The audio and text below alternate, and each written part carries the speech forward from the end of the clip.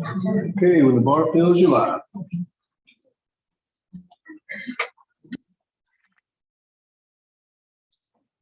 You should be good to go.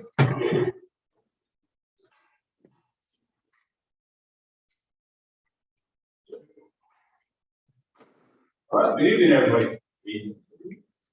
Thanks for coming. In case you can't find a seat, I think we were expecting big lights tonight. Might be having a few stragglers come in before we know it. There's some people that we're still missing tonight. We're going to get started. We're going to have the presentation of colors by the Appalachian ROTC, and Mr. Raper is going to start off with the invitation. You guys the same with me? Let's pray. Dear Lord, we're thankful for our great school system. I pray that you be with us tonight.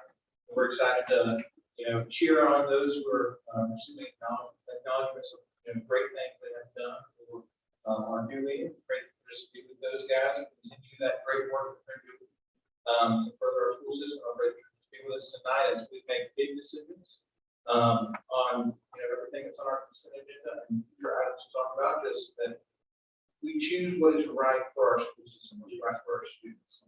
I pray that all these things in your name. Amen. Amen. Forward, march. Arm right, march.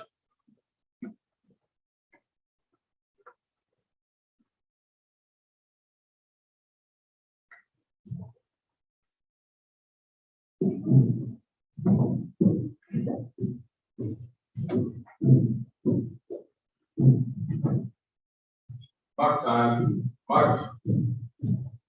Center, face. Detail, halt. Pose, colors.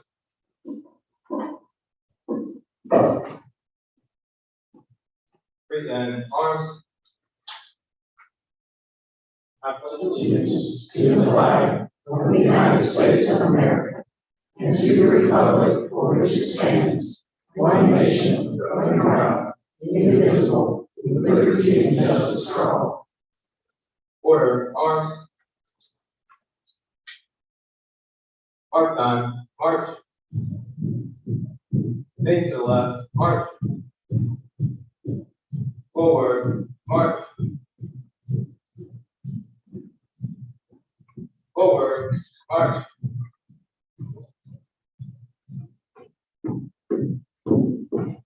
Mark time, march.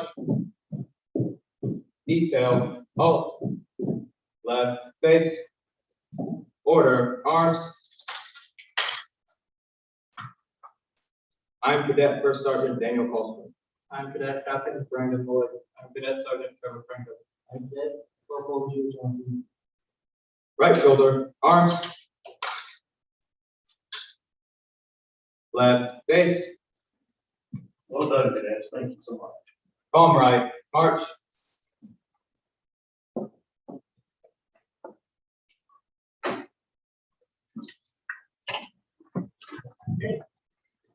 Good job.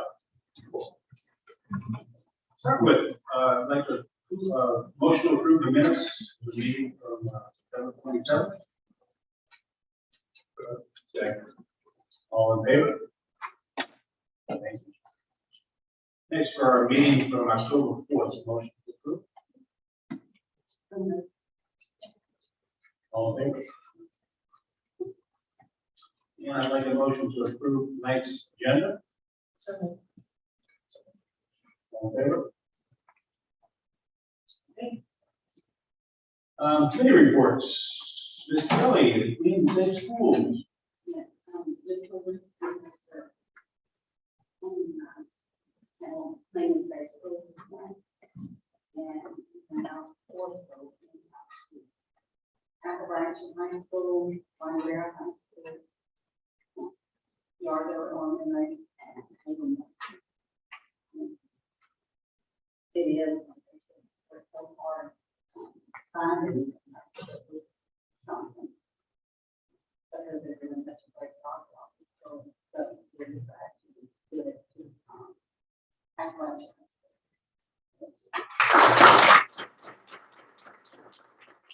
Thank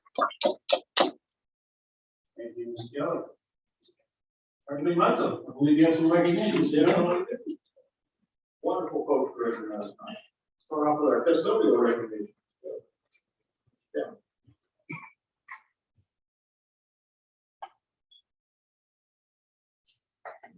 Good evening, thank you all. I'd like to recognize some individuals who help keep our buildings clean. They do a great job out there each day and in the evening.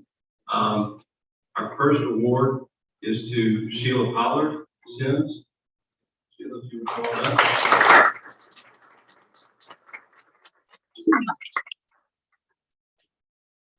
A few words here about Sheila from Jennifer Wood, the principal. It's important for SIM staff to express our gratitude to Sheila, our evening custodian, for all her hard work. Sheila makes sure we all have a safe, clean place to learn, teach, and work every day. Since we first met, Sheila has always had an I got this attitude. Thank you for caring. Whatever we ask for or mention, she makes sure that it gets done and even goes above and beyond. Thank you for your dedication. It's true that high school students are messy. You clean it all up when the sun goes down. Thank you for being a role model. The work you put in, the late nights, the kind words, the willingness to lend a helping hand, and most importantly, the care you show our students. We're grateful to have you as part of our SIMS team and for your commitment to our students and staff. Thank you.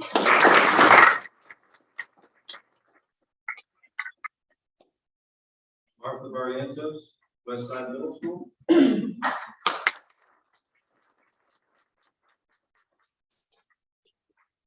I'll read a note here from her principal, Mr. Albert Smith. I'm honored to recognize Westside Middle's day boarder, Ms. Martha Barrientos. Mrs. Martha brings a positivity and joy every day to our school that is immeasurable. Our students and staff appreciate her willingness to do whatever she can to help keep our school beautiful. She also builds personal connections by taking opportunities for everyday conversations with students and staff to teach us Spanish. Thank you, Ms. Martha, for all that you do every day to make Westside truly the best side. And got a few comments from several seventh graders. Congratulations, Ms. Martha. Thank you for everything you do. Thank you for making sure we have a clean and safe learning environment. I'm so thankful you got what you deserve. You deserve so much more. I want to say thank you from the bottom of my heart. Another student writes, congratulations. We all knew you deserve this award. I appreciate everything you have done to keep Westside nice. You made Westside so nice and enjoyable. And finally, thank you for being a good custodian. You will be forever appreciated. We owe you a big round of applause for your hard work and dedication. You truly deserve the award you got and so much more.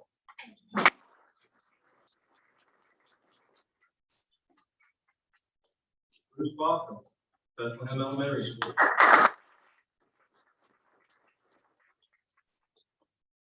Mr. Bruce is he's a veteran here, 11 years with cleaning our schools. And he's probably our best, or he is our best carpet cleaner. He's a whiz with the carpet cleaning system. So, but he does a lot more. And this is a note from his principal, Mindy Reed. I think it goes without saying that we're incredibly grateful for Mr. Bruce. We're so fortunate to have him serve as our day porter. He's built many positive relationships with our students, staff, and families. He's even recognized some of our students with positive office referrals. He takes his job seriously, is always willing to help, and take pride in his work. Mr. Bruce is an important member of the Bethlehem family, and we're thrilled that he's being recognized for his dedication to our school. He goes above and beyond and helps our building shine. We love him. Thank you, Bruce.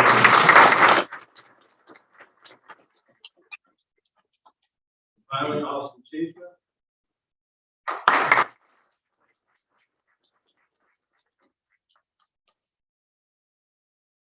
Austin works for us at Folsom Neck Elementary School. And a couple of notes here for Austin. This is from his principal, April Zeller. We're thankful to have Austin at Folsom Neck Elementary School. He's a valued member of our staff and always goes above and beyond to help out where needed. In addition to keeping our school clean on a daily basis, he checks in prior to events to ensure the school is prepared and we have everything we need prior to welcoming in the community. We're lucky to have Austin on our team. We can't imagine Folsom Neck without him. And kind of along those same lines, a PTO member Ms. Kendra Williams says that she really appreciates Austin's help on Friday after the truck retreat. She said he was very professional, and she couldn't thank him enough for that, helping put the tables up. So kind of the theme we see with all these notes is that these folks go above and beyond. You know, they're cleaning the building, they're taking out the trash, they're cleaning the restrooms and things like that.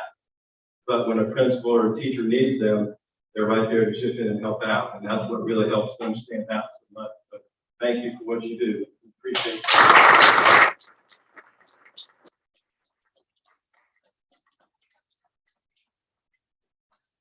Pictures made there in the lobby room. Thank you all so much again. Thank you.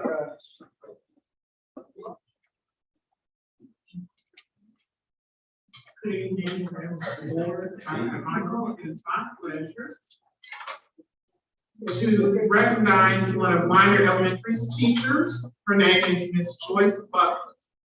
With experience from another Georgia school system, Ms. Butler is in her third year of teaching at Minor Elementary School. Throughout Ms. Butler's tenure in Barrow County Schools, she has been involved with UGA's Red Clay Writing Project, which is one of the sites of the National Writing Project.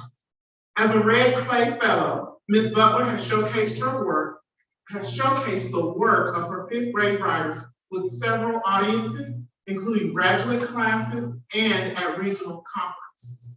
In fact, last November, a group of her fifth graders read their work at a Red Clay Writing Project conference at Georgia Gwinnett College.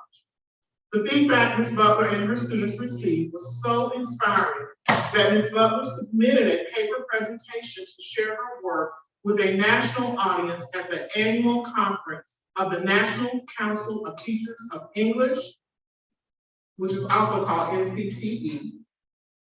And that conference is being held in Anaheim, California this month. It will be held on November 17th through the 20th. Her proposal was accepted. It is a noteworthy accomplishment for Ms. Butler, and her work is entitled Learning with Families and Writing Together: How a National Writing Project Fellowship Supported Elementary Teachers Foster Family Engagement and Literacy. So congratulations to Ms. Butler and her principal, Dr. Andrea Neer. Says Ms. Butler exemplifies BCSS's national strategic plan priority, national standards and strategic plan priority of elevating the teaching profession. We are fortunate to have Ms. Butler in Barrow County Schools and most fortunate to have her at Winder Elementary. She is a leader and a mentor for the entire school community. Our superintendent, Dr. McMichael, issues a certificate of recognition this evening to commend Ms. Joyce Butler for her work. Ms. Butler.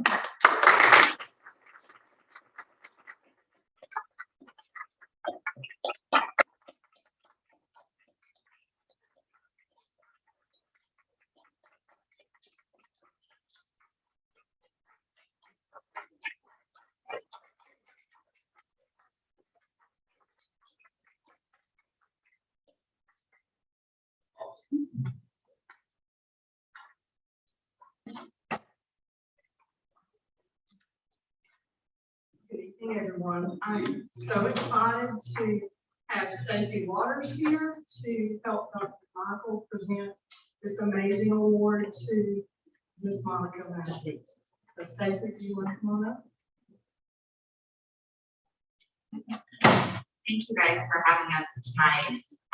Every year, Georgia Farm Bureau presents a Teacher of the Year, and it's across the state. So hundreds of teachers are put into this pool.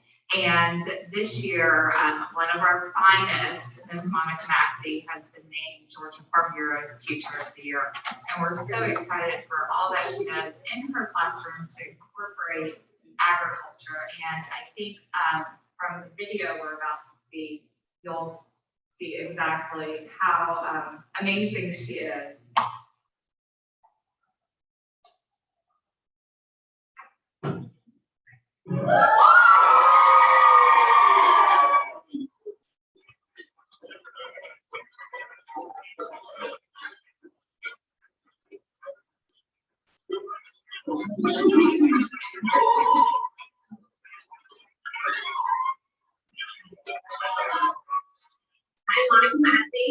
Kennedy Elementary School, and I am the SCOPE Gifted Resource Teacher. So what got me interested in agriculture and farming is the fact that I knew that I needed a better hands-on way of teaching my students.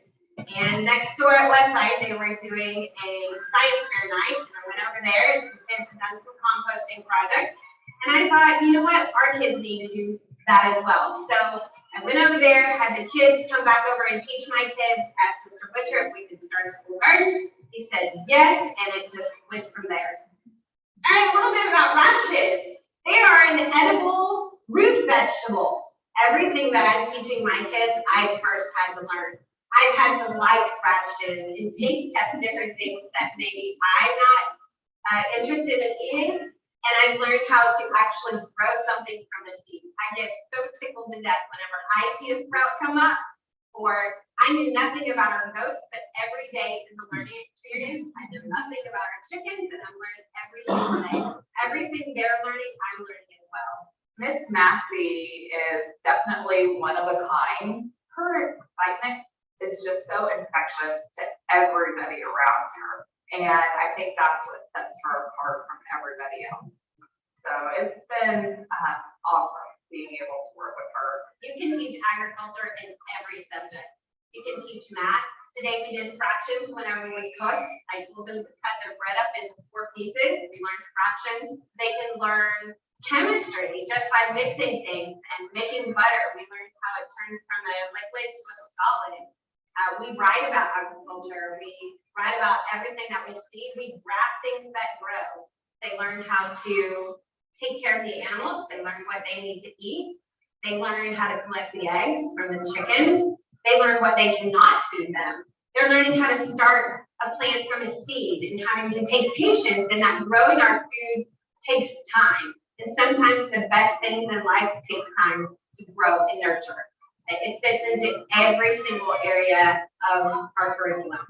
Schools and district partnerships mean everything to Farm Bureau. The students in our school system, that's our next generation of hopefully future farmers. If it's farmers or an ag-based industry that they choose to go into, my hope and my goal is that the kids find the love and passion and eventually want to go into the field once they graduate from Bureau County schools. So I had the privilege of working with Monica for the last 5 or 6 years, and the love and passion that she has put into the students and teaching them about agriculture, especially when she doesn't really know much about it. Is just amazing. And you have been selected as Georgia Farm Bureau Teacher of the Year.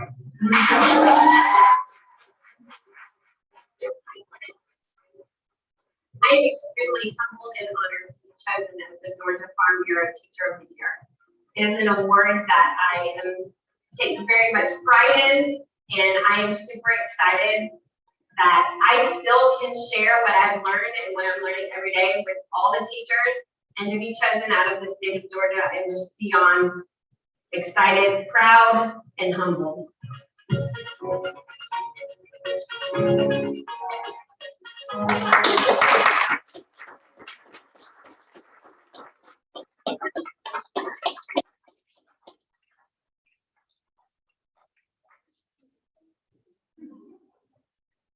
Stacy, does she get free premiums for the next year? I'm working on that. We're so fortunate to have the partnership between our school system, Kennedy Elementary and Farm Bureau, especially, just really, this icing on the cake for our kids. And I could not do it without them. So thank you for your support, and thank you for the partnership, and thank you for everything that we do and get to do at the school, and get to do it without that. So thank you. Thank you so much. Made partner, of course, with Kennedy, but with all of our schools too. Really brought our whole agricultural everything way to up to the top of the line. Did not do that without you. I I need to ask you a question. Those goats look really happy. Where did you get the goats? So we actually got the goats from one of our farmers, Howard Hawthorne in Auburn, and we are hoping to get 2 more. So, so they can have more living. I love that. That's right. They go from under by their house every day. So that is Riley Williams flavor, those are our 2 that we have. And, one is a male, one is a female, so we thought we were doing that. So we learned a lot about.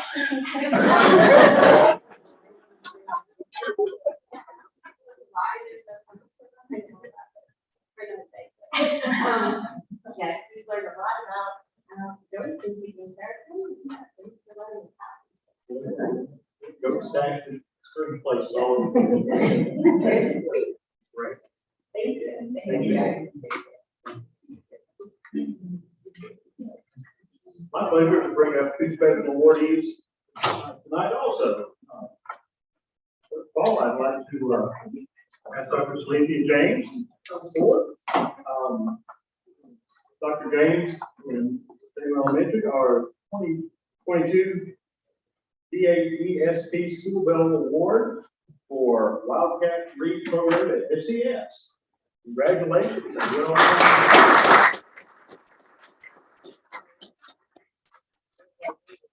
Together, not to be outdone, Diane Preston, County Line Elementary School is a 2022 School Bell Award for Adult Social Emotional Learning, CLES. So, congratulations.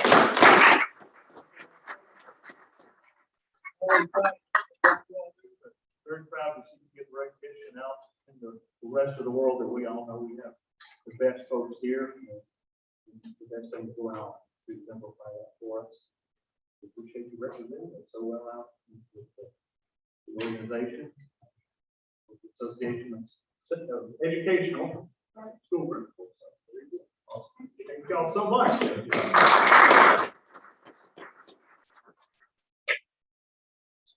All right, congrats to all of you.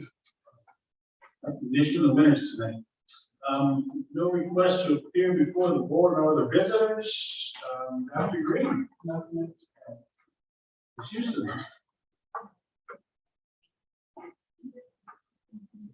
Good evening. My regular report for you. Tonight, the local or the SLOSS sales tax was $1,682,692 for the month of October.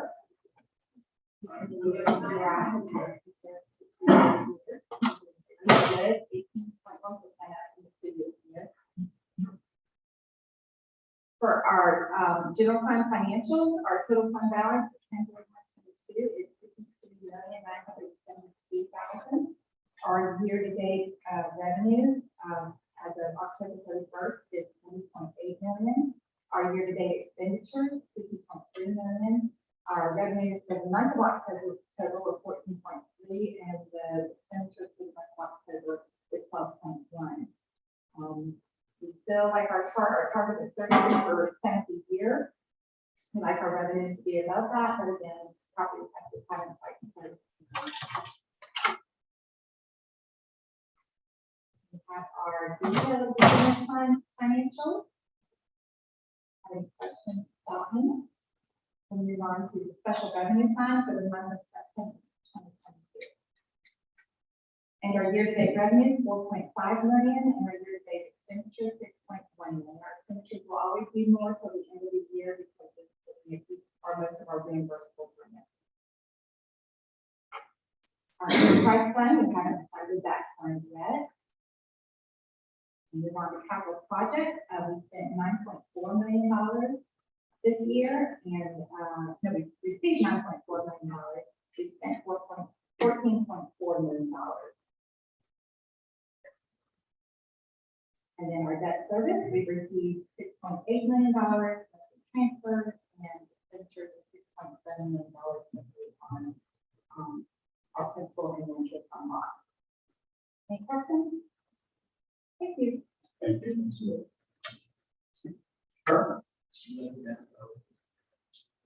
Ms. Moulton? No additional action. Okay. Nothing to add. All right, nothing to clarify, no old business, we're gonna move on to the consent agenda for tonight. First of all, we have policy revision, superintendent recommends removing policy BCDI. Public participation in board meetings from public review and approving said policy. Rules of conduct for public participation in board meetings, the superintendent recommends adoption of the rules of conduct for public participation in meetings is contained in the revised regulation BCDI-R. Next, we have discretionary technology spending authorization. The superintendent recommends authorizing IT department to waive normal board purchasing policies for the current fiscal year.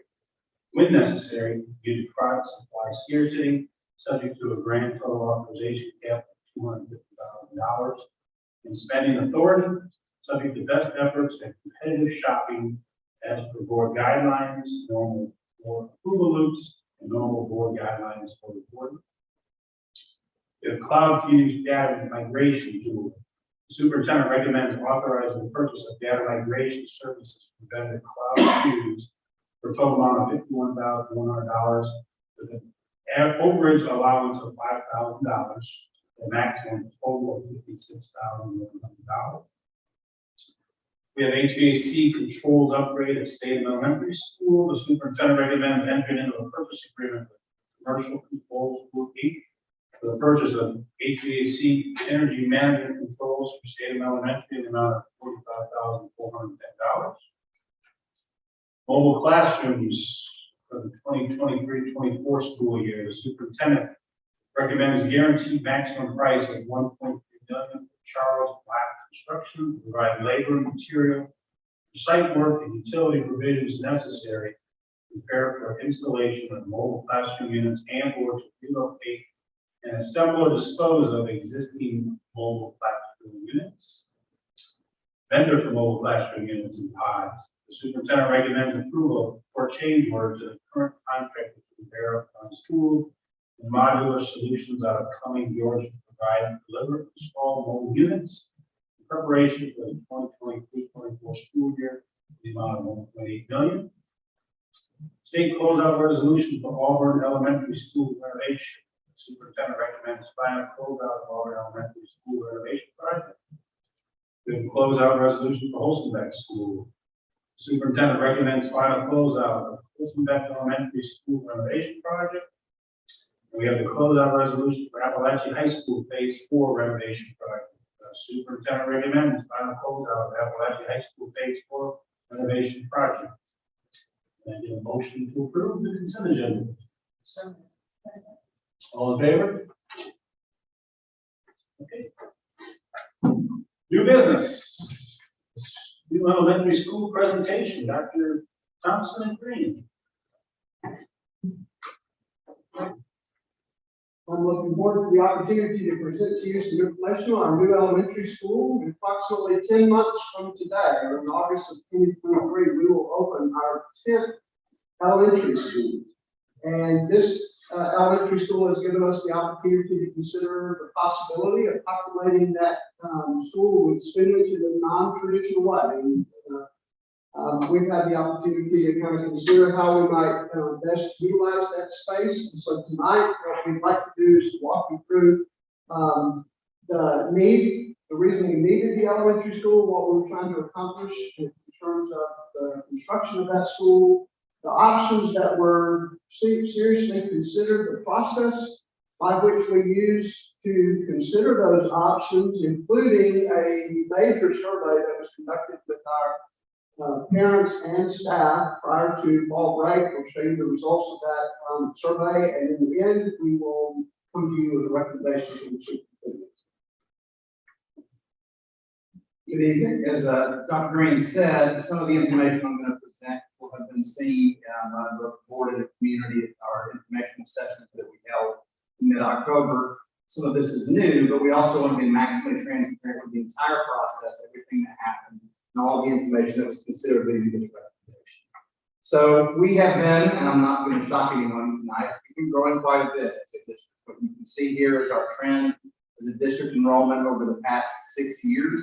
We had been cruising along and around a 1.5–2% growth per year for quite a while.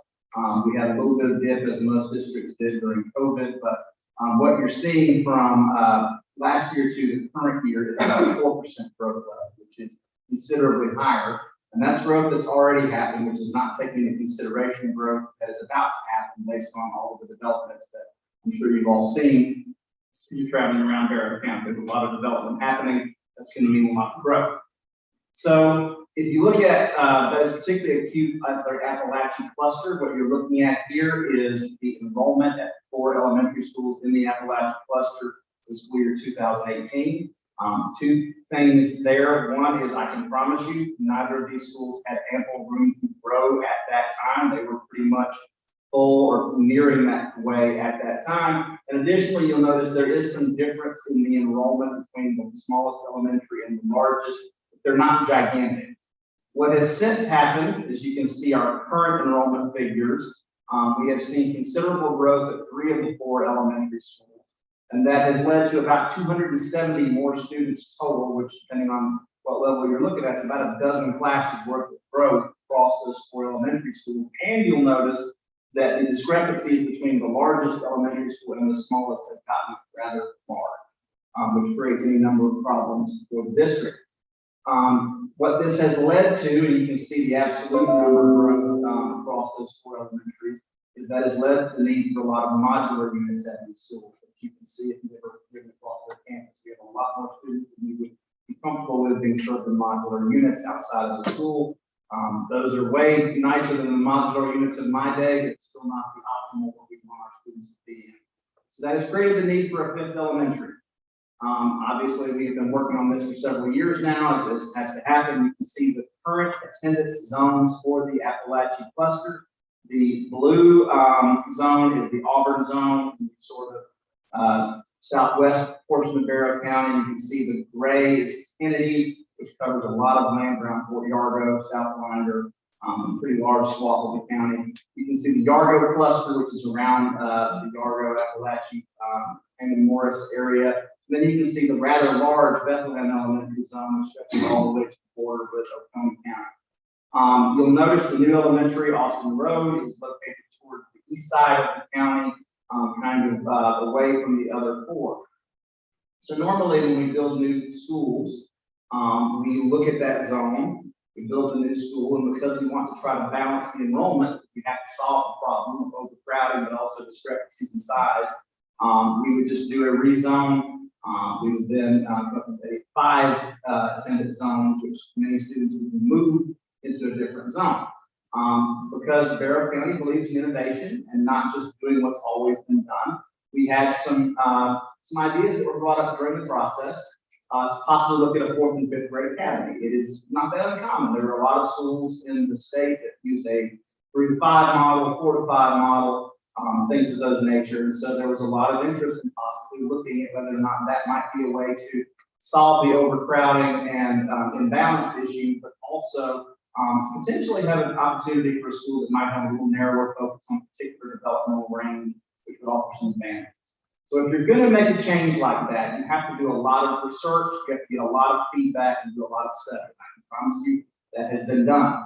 What you can see here is the timeline since the school year has begun, all of the various meetings and discussions that have happened on this potential 4th, 5th academy versus the traditional rezone. You can see every one of these schools in the cluster had a school governance team meeting where the options were presented, feedback was received. You can see that's an intensive process that took place. We had a lot of very interesting and good, strong feedback from schools at that cluster. After that, there was a meeting with all of the principals in the Appalachian High School cluster. I will tell you, we actually had a lot of Winder Barrow principals at this meeting as well, because they were interested in possibly looking at this down the road for Winder if it became a possibility, and also generally interested in what was going on with the decision. We then did a survey of all of the parents and staff in the Appalachian cluster. I'm about to share the results of that survey with you, but that was a very large, extensive survey in which we asked several questions related to the possibility of doing a traditional rezone versus a 4th, 5th academy. And then finally, and many of you were in attendance at these, we held 4 informational meetings at each of the elementaries to kind of talk through the options, present different elements of why we think each model has pluses and minuses, strengths and weaknesses, and try to get feedback from them at that point about what their preference is. So it's been a fairly extensive process to gather. For the survey, we sent the survey out on September 15th. What you can see here is the total responses. We had 1,730 total responses to this survey. You can see that broken out by how many parents, guardians, and staff at each one of the schools in the cluster. Now, I want to point out, because otherwise it won't make quite as much sense to try to add them up, 1,730 people responded to this survey. The survey asked them to identify whether they're a staff member or whether they're a parent. Some are both. So if you're a parent, you may also be a teacher. And so you would count as an N for both of those groups. Additionally, we have parents who are the parent of children at multiple schools in the zone. So they may have a child at Avery Morris and also a child at Yargo. Therefore, they would count twice. There were 130 duplicates, total unduplicated, but we do have individuals that may be duplicated occasionally in some of those across that way. So, what were the results? So, I'm going to have a slide later on that will pull all this together into one, but I'll go through each of these individually.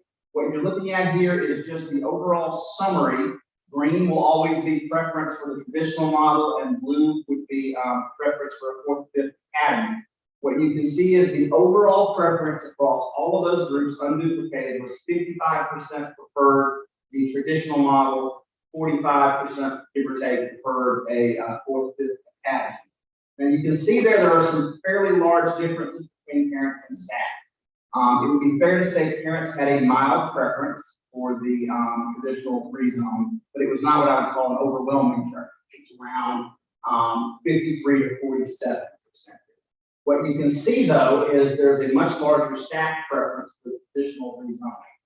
Overall, 60% of staff favor traditional K-12, K-5 model for the elementary. And if you break that out specifically to just elementary school teachers, that goes to 3/4 of those that responded prefer the traditional K-5.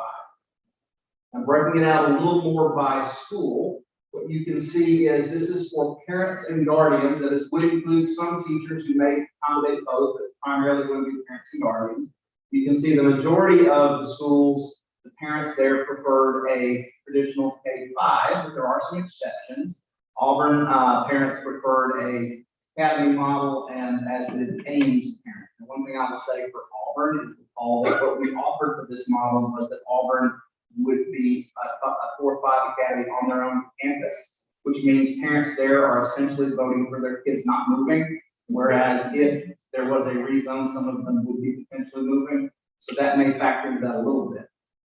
We broke that out by staff at those elementaries. Again, you have some pretty overwhelming preferences for K-5 at the elementary schools, a little less so at some of the other levels, but you've got generally a pattern of staff at the elementary pretty overwhelmingly preferring a K-5. Now, then I try to pull all of these groups together on one slide to kind of give you a sense of where each of these groups fell and the general strength of their preference. So what you can see here is this is preference above 50. So if the preference was 55% K-5, it would be plus 5%. And what you can see again at the top of the screen is staff, particularly at elementary, overwhelmingly preferred a traditional K-5. And then if you go down towards the bottom, you'll see parents with a very mild preference for a traditional K-5, and then a couple of outliers, parents, guardians, and all that. Ames, and that's pulling all that together. So fairly consistent results across that. That was the path. So what we did then was when we did these informational meetings, and we had around across both watching on YouTube, but also those that attended in person, we had around 100 folks who took our post survey. Our intent wasn't necessarily to convince anyone one way or the other, because we don't necessarily, we think both models have things to speak for them and things, complications they would add. We were simply interested because a K-4-5 academy is new. We were interested in whether or not having more information presented on that may change opinions.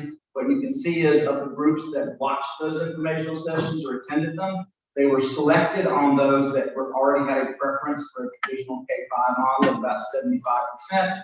And there were very few that changed their opinion after having all that presented. So generally, their preferences were pretty stable across that entire presentation. So those are the results of the surveys that we did. So now, when we did these surveys, we didn't just ask for their preference, we also asked for feedback in terms of comments, questions, concerns they had. Dr. Green's going to walk through some of that. Yes, so Dr. Thompson walked you through kind of the closed-ended questions, but we also had some opportunities for our stakeholders to give us input with open-ended questions or comments. So during the initial survey that we did in September, there was a question that basically asked respondents to tell us what questions they had or what comments they had about these options.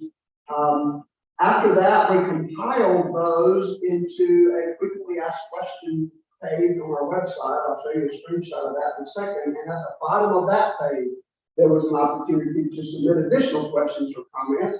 And then the third option that they had to present questions or comments was at each of the 4 information sessions. So throughout this process, there's been opportunity for folks to give us open-ended feedback. And so I want to take the next few slides to try to summarize that for you a little bit. This is an example of what we did with the questions that came in on our frequently asked questions there. We grouped them as best we could into broad topical areas. In this particular case, these are questions related to rezoning for traditional K-5 elementary school, and then we put the question, and then we put an answer there. So we grouped the like questions together and then provided a common answer for those. We added to the frequently asked questions as additional questions came in, and after the information sessions, we put those questions as well and added to the frequently asked questions. And that's all still on our website. The questions, and then if you click on the little plus box there, you'll open up the answer to those particular questions. So I just wanted you to see that this was available for folks to go to at any point during the process. We initially got those questions, and they have the opportunity even at that point to continue to contribute to the questions and comments. What we then did is took all of the questions and comments and we went through, we read every one of them, often many times, and tried to categorize them into topic areas. And I want to kind of walk you through this a little bit. The one thing to think about these open-ended questions is that they further help illustrate perhaps some of the reasons they chose the preferences that they did. There's nothing about these comments and questions that change those preferences. They simply give us a little better understanding of why people may have chosen the preferences that they did. So Matt mentioned to you that there were 1,730 responses to the survey. About 2/3 of them did not submit any kinds of additional questions or comments. They either left that particular question blank, they may have written in none or NA, but 2/3 of the respondents to the survey did not have any additional questions or comments. Of the topic areas that we did have general questions about the 4th to 5th grade academy was the leading content topic area. I don't think that would be surprising because that was the new piece. That was the thing that we don't currently have, that people were just asking questions about, will there be after school care? Will you have particular services at that school? Will there be, or what kinds of extracurricular activities will there be? There's just a lot of generic types of questions about what 4th and 5th grade academy might look like. The next most popular comment or question were what we labeled as statements about personal preference. These may have been folks asking about a particular family situation. These are the circumstances with my particular family. What would happen to us in that case? There were a few of those. These were largely where people were simply telling us whether they liked one or the other model that was considered the best. I would say that the intensity of the passion in some of these comments was about equal in terms of their preferences. And we got all kinds of comments related to people liking or not liking each of these comment topic options. The next most frequently asked types of questions were what I call general transportation related questions, just how will transportation be handled? What would be the cost differences between those? How would we be able to staff up transportation? Would there be shuttles to a 4th and 5th grade academy? And those kinds of situations. And so those are the kinds of questions that people were asking related to that topic. The next most frequently asked topic area was impact on teachers and other staff. These comments included things like how would you assign teachers to each of these different models? Or do you think that one or the other models would have a differential impact on teacher retention? A lot of these questions were related to what accommodations would you make for teachers' children if they had children in one model or the other. What assistance would you provide teachers for being able to get kids to school and those kinds of questions. The other questions that we had, some were related to distance travel time, particularly as it relates to a 4th and 5th grade academy model and the length of time people might be on buses or just travel time if a parent had to drop off at one school and get to the other school. Related to that would be questions and comments related to elementary age students that siblings would be split between schools. There were a lot of questions and comments related to that and how might parents be actively involved if they had kids at different schools, particularly if those schools were spaced out a good bit within the county, and then bell schedules. What would bell schedules be, or would they be the same for elementary and 4th and 5th grade academy and those kinds of things? The next one I labeled equity among all schools, and this was largely related to the fact that the 4th and 5th grade academy model that we were considering included Bethlehem, Yargo, and Kennedy 4th and 5th grade students, but didn't include Auburn 4th and 5th grade students on the innovation campus, but rather they would have a 4th and 5th grade academy on site. And so a lot of these questions were related to would they be the same, or how could they possibly be the same if they're located in different places, or even questions like some the 3 schools that participated in 4th and 5th grade academy on the innovation campus would all get to know one another and would already have relationships established when they went to their middle schools, but that would not be the case for Auburn students who might have 4th and 5th grade academy on their particular campus. So those are the kinds of questions that we labeled equity among all schools, and largely it's because not all 4 schools would have been included in the 4th and 5th grade model. Future growth was the next most populous topic, and those questions range from, is this if you do a 4th and 5th grade academy, is this temporary? Is this something that's sustainable? What do you think would be the next school that you build? Just more generic types of questions. We did get some folks questioning why a 4th and 5th grade academy. I distinguish that from the general questions because this is largely related to, is there research to say that this is significantly better than another? What do you see as the benefits? Why would you consider a 4th and 5th grade academy instead of a traditional rezone? So you can think of those together, you can think of those as separate. The next most populous is the general questions about if you do a 4th and 5th grade academy at Auburn, what might that look like? Where would you put those classes? How would things be different and that kind of thing? We did have questions related to the process, and as Dr. Thompson mentioned earlier, we had folks that indicated their belief that this was not an open process, that we'd already made the decision, and the process was designed to convince people one thing for another, which I can assure you this was an awful lot of effort that we would not have needed to go to if that were the case. A decision has not been made. We will bring to you in a slide or two a recommendation, but until that decision is voted on, there has not been a decision, and we went through an honest and open and transparent process to really take input, consider all that input, and then come up with recommendations. And then we did have a few people that were concerned that if we get a 4th and 5th grade academy, that adds one additional transition that students will have to make. Currently, they transition from 5th grade to middle school, 6th grade. And they have a second transition from 8th grade into high school. And if we get a 4th and 5th grade academy, that would add one more transition to that process, where they would transition to a 4th and 5th grade academy and then back to middle school. So those are a general sense of the kinds of things that people ask about, or comments that they made.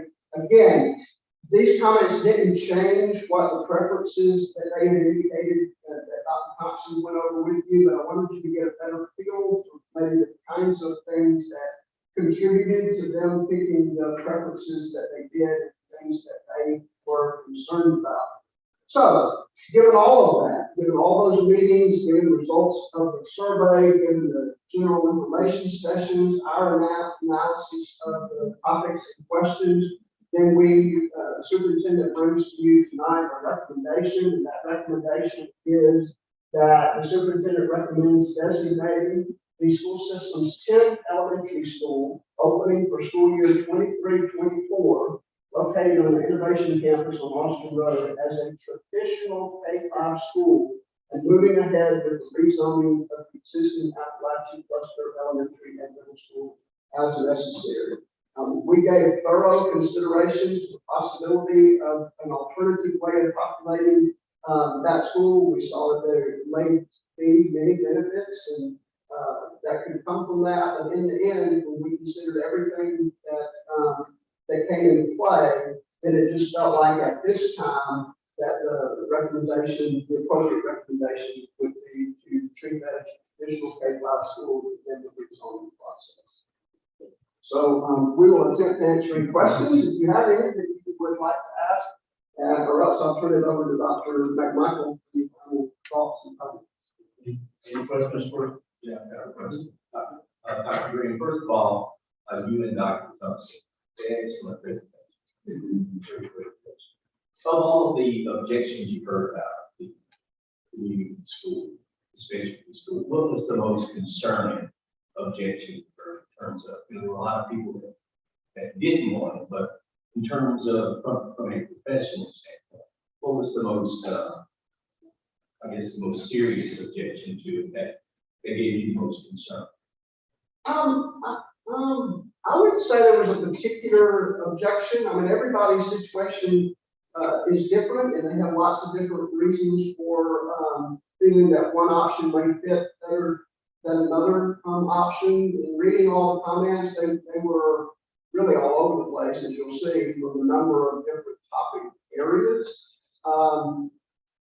Probably when you group them together, I think there may have been some concerns just at sort of the distance of going as far away as some students may need to go away from their home community for school. But there were lots of comments on both sides of the issue. There were lots of folks that made comments about really thinking that 4th and 5th grade academy was innovative, had a lot of really good benefits, and then the very next comment could be somebody may be saying this is a really terrible idea. We prefer that kids stay in elementary school close to their homes and that sort of thing. So I would be hard pressed to say that there was a single most serious concern.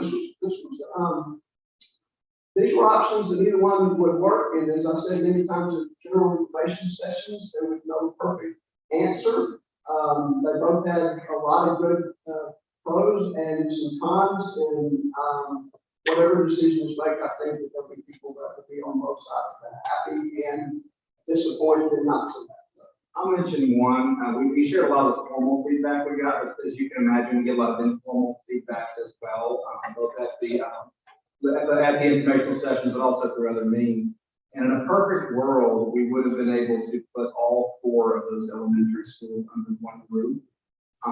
But it just, based on where the school is located, that really just wasn't feasible from a transportation perspective. And one of the things we heard a lot from the Auburn community was their concerns about that what they would be getting in fourth, that there would not be equivalent to what the other elementary would be getting. We could have done a lot of things. We can do a lot of things to go in that direction. To make that Auburn Fourth Fifth Academy a really good place to learn, but you cannot entirely replicate everything that you would have in a true Fourth Fifth Academy in a pod model. And so the equity question between Auburn and the other three elementaries, that's a hard one. And that's not to say it couldn't work, it absolutely could, but that was something that we got a lot of informal feedback on that we took part quite. Don't go away, I have a couple questions. Let's talk about the district model and the refund. How many children are going to be impacted?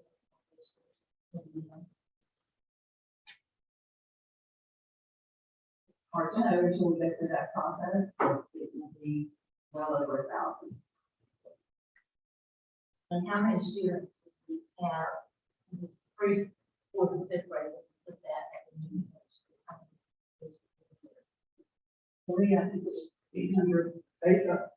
Right, about 830. If that model were in place today, we would have anticipated about 832 fourth and fifth graders from those three schools that would be on the innovation campus. If you were to include Auburn, that's over 1,000. That's about 1,100, third largest school there. If we can go back, we would anticipate that these numbers would be around 700, give or take a few. So you kind of take 70 out of Auburn and 150 or so out of Bethlehem. The rezoning process is a dynamic process, but we try to balance those schools as much as reasonable. So you take the number of students in those schools, divide by 5 instead of 4, and that gives us in the neighborhood of about 700 student population, give or take a few. And so you kind of do the math and see how many students might be affected. It's going to be a fair, pretty good. But it's The reason I bring that up is that some of you have been here a while, know I've been here a couple. And what normally happens is we have some parents who, because of the way they have to spread in terms of population, especially young schools, they don't have some parents who are going to happy about that. So we need to be prepared for that. And looking at fifth grade academies, my concern is the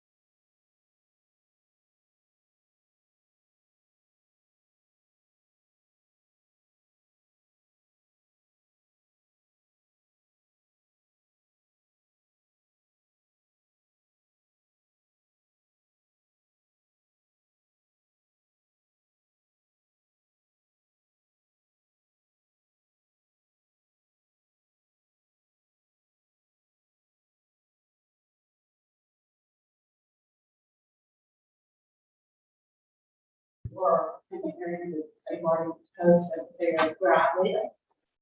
We were cut from all the elementary to Georgia. And then we were cutting in the Morris, this from west side of the Morris. Kids seem to be more resilient than their parents are, because I know as a parent, I had all kinds of fears that my kids did. And my daughter, who's mother now, just said, Mom, you were more upset than I was. We may do plans, so that was her take to me that as a child that went through it. So yeah, I mean, as a parent, I did have this stuff. And we are going to have parents that aren't going to be happy one way or another. That was her voice to me as a child that went through rezoning twice, once in elementary, once in middle school.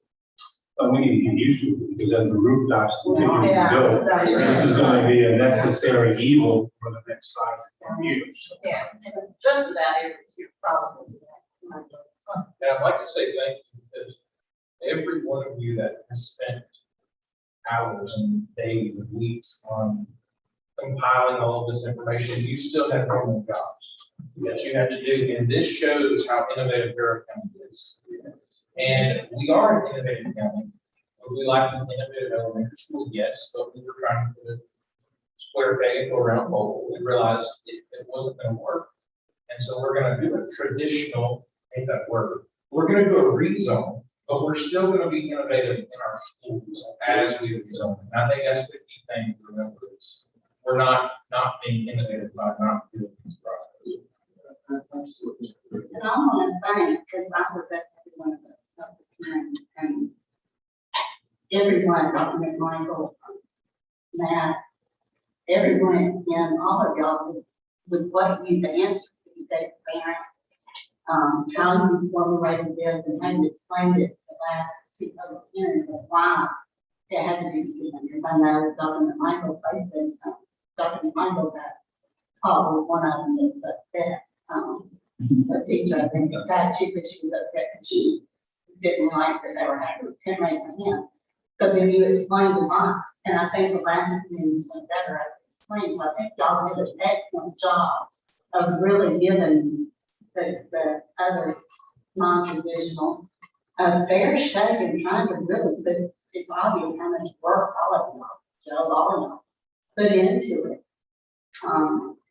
It took many hours to come up with that and answer all those questions. I'm sure to come up with that, so it's not something, y'all took it very seriously, and I appreciate that, because that's not all history. But you took those, concerns very seriously. And then you took these parent surveys there and the teacher very seriously. So I appreciate that. Yes, and thank you, Ms. Kelly, for mentioning Shinley's name. Shinley had a huge part in the communication pieces of that and putting together the FAQs and those sorts of things. And I had a little note to mention her name when I showed you that screenshot, and it just slipped my mind. But Shinley did a great job in getting that all coordinated together. And then as new questions came in, she got with us to make sure that the answers were correct and added that. So she had a big role in that, even though she's on the back row back there. She was a big part. And also, while we're thinking folks, Cindy is the planner, master, kind of behind the scenes too, and working on all the really tough stuff there too, and the whole team, whole day, and also Jason. Major figuring and refiguring and then refiguring again. We ask it's whole process and a lot really running all of those. What, Mr. Chairman, one quick question. In terms of, I think I heard that there are other systems that deploy the elementary. Okay. Who's the closest? One, and second part of that would be, we're getting close to being in the top 20 in terms of size. I would assume that more of the academies are being elementary used in the water system. Yes, sir. In terms of the most common pattern is primary elementary, which is one that's K2 and then one is through 5. Jefferson City has an example of that. Axe County is an example of that. Social Circles City, those are our neighbors that have those. One thing, if you look at how systems that have had these a long time make them work, one thing that helps is typically they don't have a large geographic distance between the two schools, because one of the things we didn't get into was you're a parent, you've got a 2nd grader and a 4th grader. You have to stagger the bell times for your car riders so they can get from drop off one kid and get the 2nd kid. And you stagger it a lot, and even then, Barrow County traffic, it can get hairy. A lot of the long-standing ones, they're able to have them close together, so they switch and drop off, or at least back to back. And they've done them for many years in most cases. So it's a model that can absolutely work. It's a model that may work in Barrow County's future as we open more elementary schools. It's a lot easier to do with 6 than it is with 5, because then you can do Two elementaries, or 3 elementaries feed into 2, or 2 elementaries feed into 2. So, there's different ways you can do that, but currently, it's just tricky when you're trying to build it from scratch. And, you know, I think it's a great idea. I'm the artist. We want to just say, you know, really, I want to again, thank the entire team. This was a very thorough process. It was the easiest thing to do, and just pick one and do it. We weren't going to do that, and I'm proud of the whole community. Looking at all sides of it, we have a lot of engagement, which, we like, we don't want to do. We want to have more and more engagement. All very good, Lord, the questions, we got were well thought out, very well put. Really, just kind of proud of everyone. You know, it's something we wanted to be sure to track it down, trace it down. We took the information that came in, and well, how about this side of it? You know, a lot of systems probably would say, we're not remember paying that, but we do that. We try to get more information, innovate our role, of course, and this time that wasn't probably the best way to go.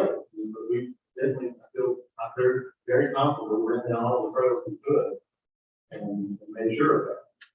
And what we'll do going forward is always going to be that. That's why we do what we do. Listen to all the feedback, make decisions based on that, along with the research. In fact, there has been a major research reason out there to do the other. They thought that different.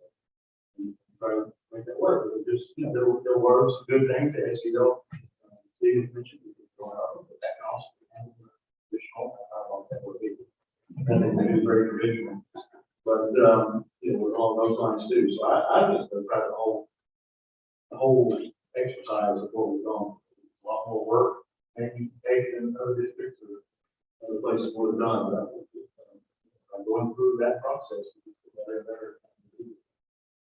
And maybe if the timing is right down the road. Background. What's going on. I'm very comfortable with the recommendation.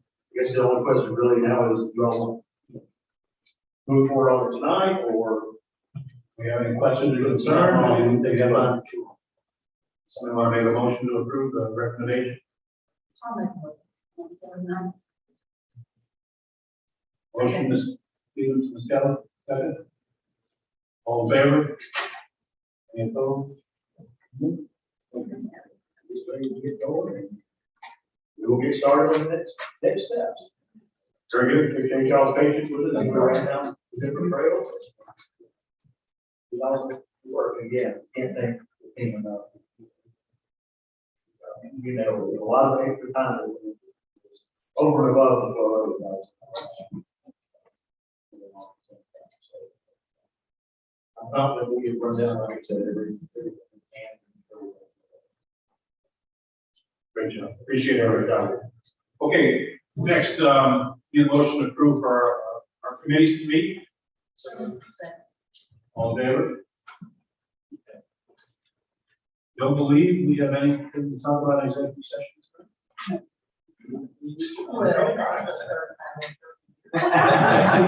good news.